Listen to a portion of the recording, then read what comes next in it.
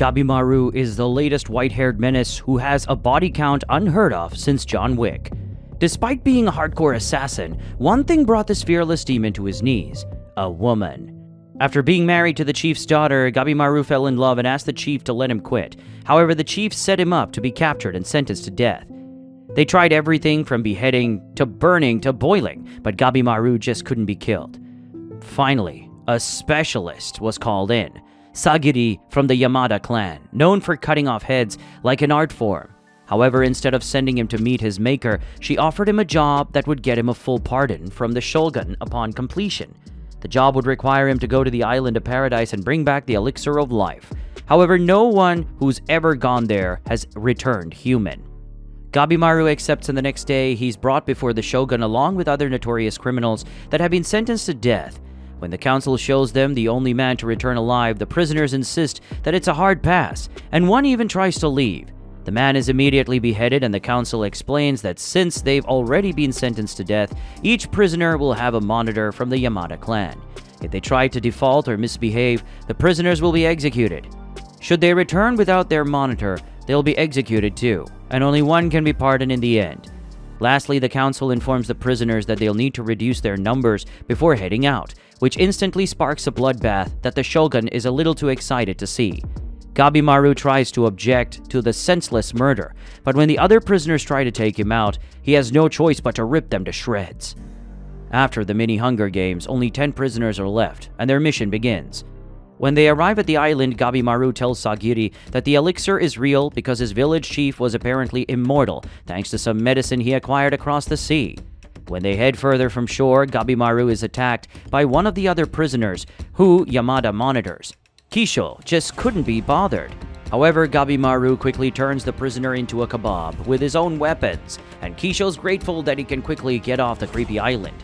However, he warns Sagiri that all hell broke loose just before he reached shore, so she shouldn't let her guard down. Sure enough, when he leaves, Gabimaru tries to stick his tool deep into Sagiri, but he just can't bring himself to do it. As he's haunted by memories of his wife, Sagiri realizes there's more to Gabimaru than just the hollow murderer he's been known as, and assures him that his restraint isn't weakness. Meanwhile, another prisoner, Gantetsusai, and his monitor Fuchi look around when Gantetsusai gets stung by a butterfly with a human face and immediately cuts off his hand, which instantly turns to flowers.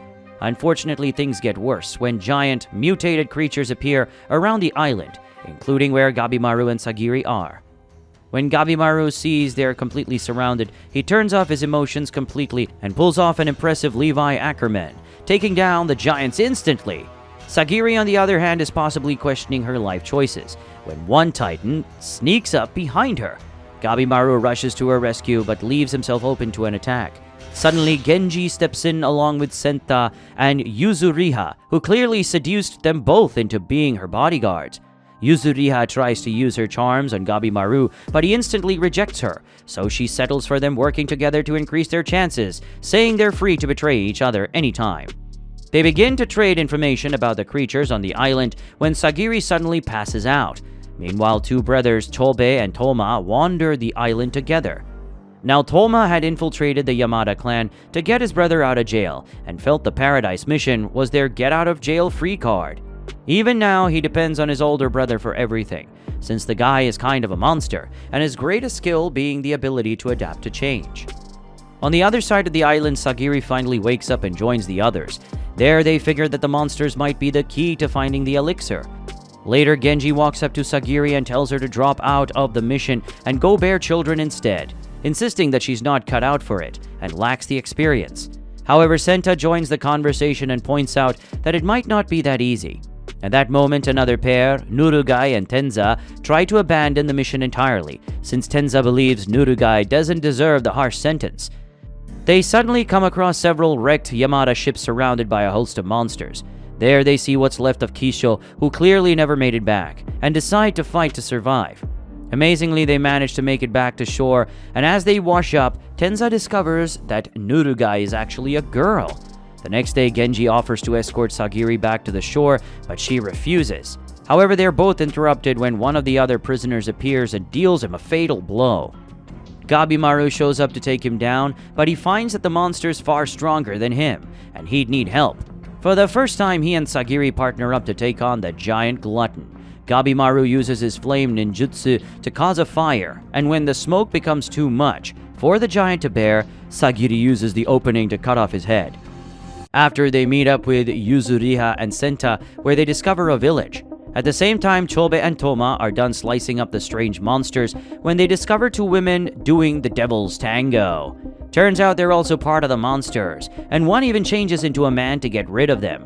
Back at the village site, Gabimaru catches a little girl spying on them and chases after her. But when he catches up, I am Groot.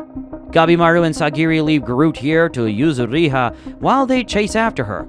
Scared, she turns around to punches the main character energy right out of Gabimaru. But they soon realize she's just a kid when she starts crying. When they regroup, Woody asks them not to hurt her and offers to take them to the village and tell them about the elixir. There he introduces himself as Hoko, while the girl is called Mei, then tells them that his people used to call the elixir Tan. He then draws a diagram to describe where it is, which is the center of the island. Gabimaru seems doubtful, so Hoko assures them they'll be convinced once they meet the Tensen, who are perfect immortal beings that never allow anyone to leave the island. At the same moment, Chobe and Toma get absolutely bodied by the blonde Tensen and are then tossed into a pit where they'll be transformed into flowers, the source of Tan. Meanwhile, Nurugai and Tenza also get attacked by one of the Tensen, who they soon discover is almost impossible to beat. Tenza manages to create an opening, so they run fast enough to lose it. There they run into Shion, Tenza's former master, who's blind but uses earthbending to see. However, they soon get attacked by the Tensen again, and even Shion gets his throat sliced. Tenza gets fatally injured, so he insists Shion take Nurugai and run, while he buys them some time. And though Shion feels like a failure, he respects Tenza's last wishes and carries Nurugai to safety while Tenza meets his end. That night, Gabimaru and Senta are put on night watch, but when Senta falls asleep, Gabimaru decides to go after the elixir alone. He arrives at a large red gate, but the female Tensen from earlier appears, seemingly irritated by how many humans manage to last this long. The fight begins, and the Tensen wonders if Gabimaru himself is actually human, as he manages to get the upper hand. However, the Tensen transforms into a flowery monster that's too powerful for Gabimaru to handle. Just before he's turned to dust, Mei shows up and forms a shield, but they still get blasted off the cliff.